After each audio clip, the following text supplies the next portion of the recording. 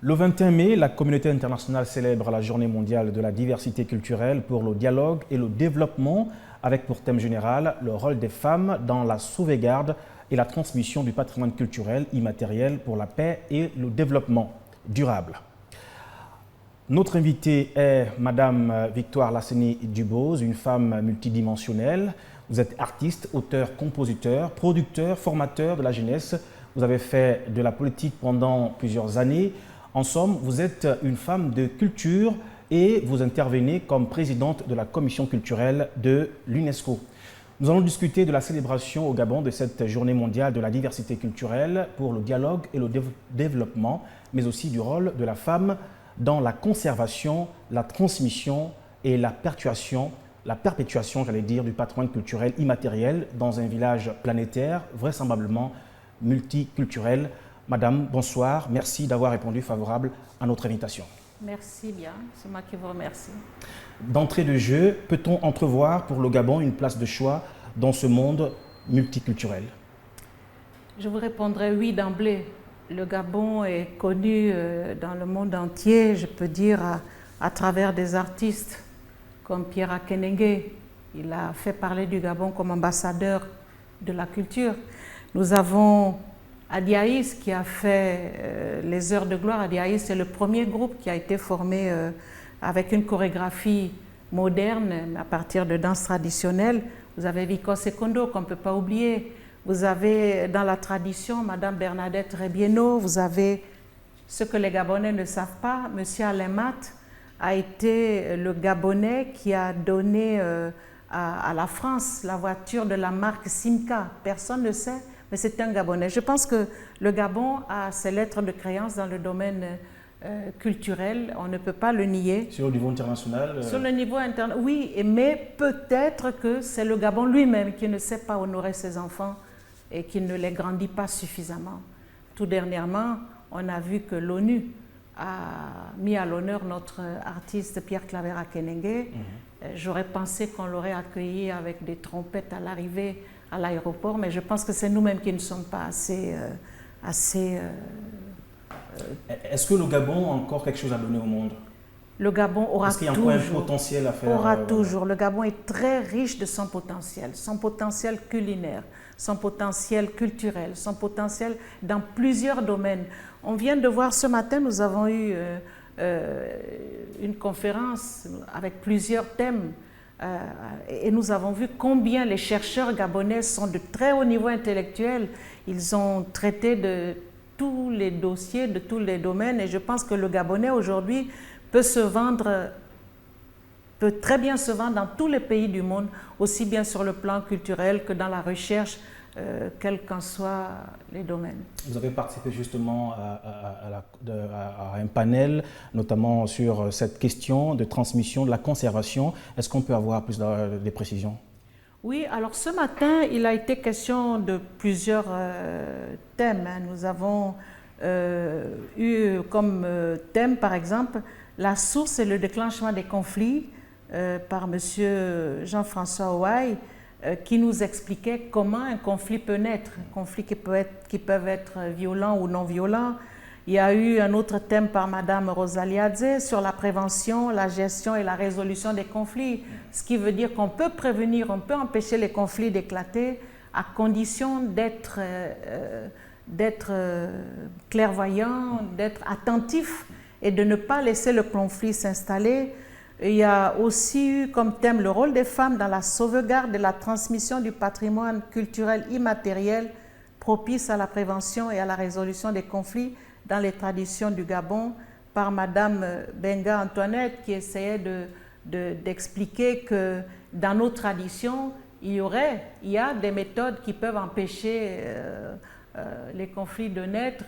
C'est parce qu'on a oublié quelques aspects de la tradition. Et nous avons aussi Madame Simone Prudence Mandeme Mukenza, qui elle a parlé de l'inventaire des savoirs et mécanismes endogènes de prévention et de résolution des conflits dans les traditions gabonaises. Nous avons aussi entendu M. Christian Maïs, qui lui a parlé des initiatives de prévention et de résolution de conflits dans les sociétés traditionnelles gabonaises. Et M. Magloire Ambouroué Bigman, lui, a parlé de la cafritude et prévention des conflits. Pour terminer, nous avons eu le message de la sagesse. La sagesse, ce sont nos grands-mères, de la génération de nos grands-mères, qui, par Madame Bernadette Rebieno, elle a parlé de l'amour et de la paix sur la planète. Qu'est-ce qui ressort de tout ça? C'est que nous sommes en pleine démocratie, mais comment faire comprendre aux villageois, enfin à nos compatriotes des villages, je ne dis pas villageois, ce n'est pas péjoratif que je dis ça, mais à nos parents du monde rural, comment leur faire comprendre le mot démocratie quand aucune langue maternelle ne peut l'exprimer. Si aujourd'hui on me demande dans ma langue mienne comment on dit démocratie, c'est difficile, même dans la vôtre, je suppose. Donc c'est tous ces thèmes qui ont été débattus et qui nous font comprendre qu'il y a des moyens d'arrêter les conflits. Il faut éviter qu'ils éclatent. Il y a beaucoup de moyens pour cela. Et la première des choses, c'est de faire un effort sur soi-même. C'est sur soi-même qu'on doit faire un effort et puis regarder l'intérêt général et non les intérêts particuliers. Et voilà, c'est un peu tous ces thèmes qui ont été développés. Mais c'était tellement vaste que c'est difficile de condenser en quelques secondes. Est-ce qu'au finish, vous avez eu l'impression d'avoir été compris? Oui, moi j'étais modérateur, donc je dirigeais les débats, je passais la parole aux uns et aux autres. Je pense que ceux qui étaient là ont compris. Nous nous sommes rendus compte que dans la salle, il y avait plusieurs cultures réunies. Il y a eu par exemple un débat entre ceux qui croient que Dieu seul est la solution et puis d'autres qui pensent qu'on peut trouver des solutions chez les ancêtres. Donc il y a eu un débat autour de cela, mais tout ce qu'on a retenu de tous ces débats, que ce soit la tradition ou que ce soit Dieu, c'est que le dialogue est nécessaire, la parole est nécessaire.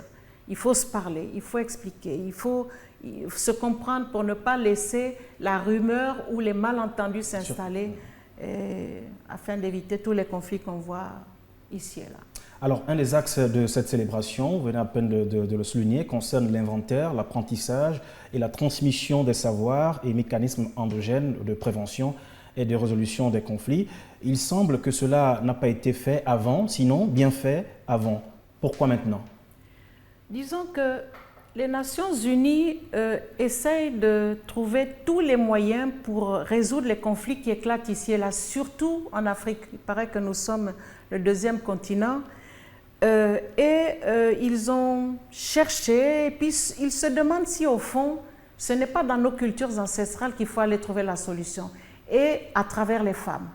À travers les femmes parce qu'elles sont détentrices des cultures, des valeurs, ce sont elles qui donnent la vie.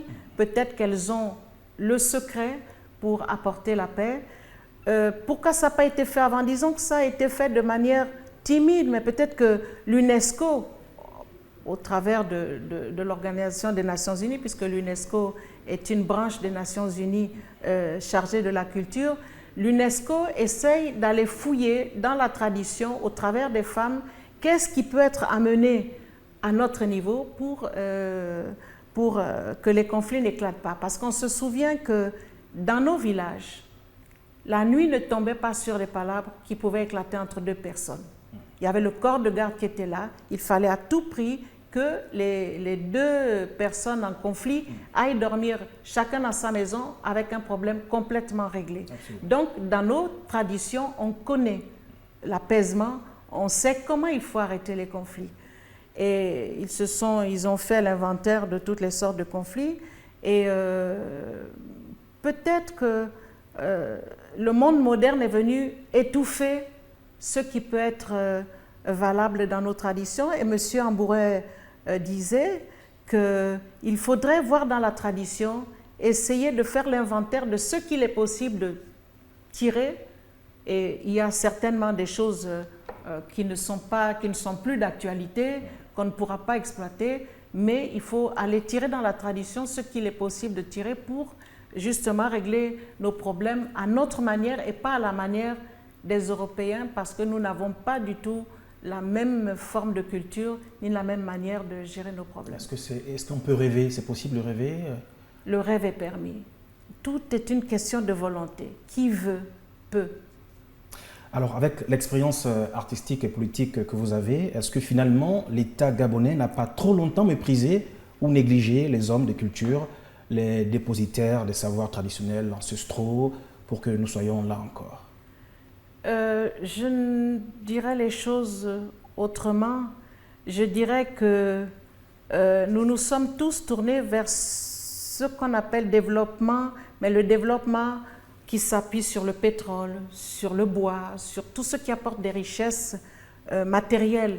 Et c'est vrai que les richesses spirituelles, les richesses morales, les richesses psychologiques, on les a mis de côté, on a laissé faire les familles ou la rue parfois, et parfois la tradition, mais avec tout ce monde qui se modernise et tous ces enfants qui sont sur les réseaux sociaux, la tradition se perd. Parce que l'enfant d'aujourd'hui, c'est l'enfant des réseaux sociaux. Mais qu'est-ce que les réseaux sociaux apprennent à nos enfants? Pas toujours des choses glorieuses, pas toujours des choses qui enrichissent leur mental ou leur intelligence. On peut dire que les réseaux sociaux, parfois, peuvent être pervers parce que c'est la voie ouverte à toutes les injures à travers des pseudonymes. On ne sait pas qui insulte, qui fait quoi.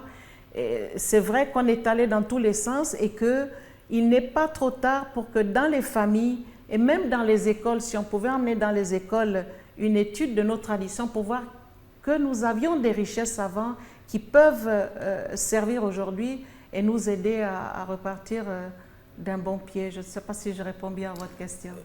Très bien. Alors, comment réintégrer justement, parce qu'on constate un peu une déperdition de nos langues, comment la réintégrer dans nos familles, à votre avis? Oui, ça c'est un gros problème. J'avoue qu'avec cette langue nationale qu'est le français, beaucoup de familles préfèrent parler à leurs enfants en français, ce qu'il faut. Et ça fait des années déjà que le gouvernement parle de remettre les langues nationales dans nos écoles. Mais nous avons un problème. Nous avons, je pense, pas loin de 40 ou parfois on dit 40 ou 50, en tout cas un peu plus de 40 ethnies différentes. Il faudrait qu'un jour on s'accorde pour en choisir 3 principales pour que les gens choisissent. C'est vrai que la compréhension d'un enseignement de la tradition passerait mieux quand c'est dit en langue que lorsque c'est dit en français, parce qu'il y a des mots de la langue qui ne trouvent pas leur traduction en français ou qui ont une traduction erronée puis qui ne donnent pas exactement le sens qu'on peut donner quand on parle en langue. Ce sera la dernière question. Que vont devenir les conclusions de ces travaux? Vont-ils intégrer des programmes scolaires par exemple?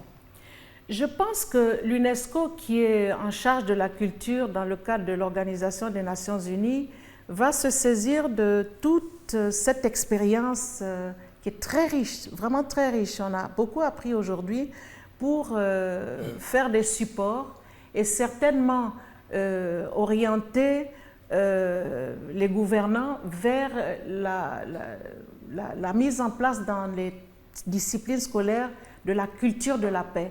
Parce que toute cette conférence tourne autour du thème de la paix. La résolution des conflits, c'est la quête de paix. Je pense que oui, on pourrait mettre ça dans les disciplines scolaires à partir du primaire. Ça se fait dans d'autres pays.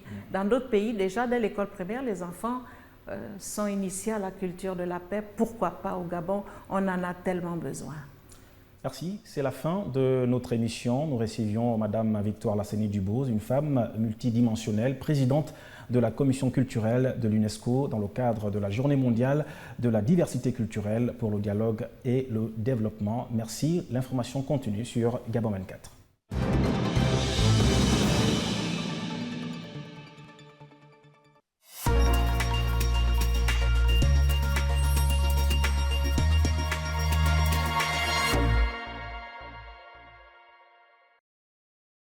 Venez me rejoindre au moment où je me bats pour le Royaume-Uni, a lancé Theresa May, Premier ministre britannique, en lançant le programme électoral des Tories au nord de l'Angleterre, une circonscription tenue par le Parti travailliste depuis 1987 et qui a majoritairement voté pour le Brexit.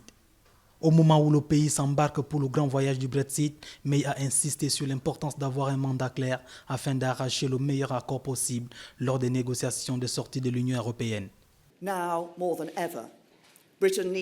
Maintenant, plus que jamais, la Grande-Bretagne a besoin d'un plan clair, de la détermination et de la volonté de le voir mis en place. Et c'est pourquoi, dans cette élection, plus qu'auparavant, il est temps de mettre derrière nous l'ancienne politique tribale et de se réunir dans l'intérêt national, unis dans notre désir de réussir le Brexit. Les 5 années à venir seront un tournant pour le Royaume-Uni, un moment fondateur et un défi. May appelle les Britanniques à voter pour la justice et la prospérité. Chaque vote, pour moi et mon équipe, sera un vote pour une Grande-Bretagne plus forte, plus juste et plus prospère. Et après tout ce qui s'est passé, c'est une vision de l'avenir qui peut nous rassembler. Au pouvoir depuis 2010, les Tories caracolent en tête des sondages à 3 semaines de ce scrutin anticipé.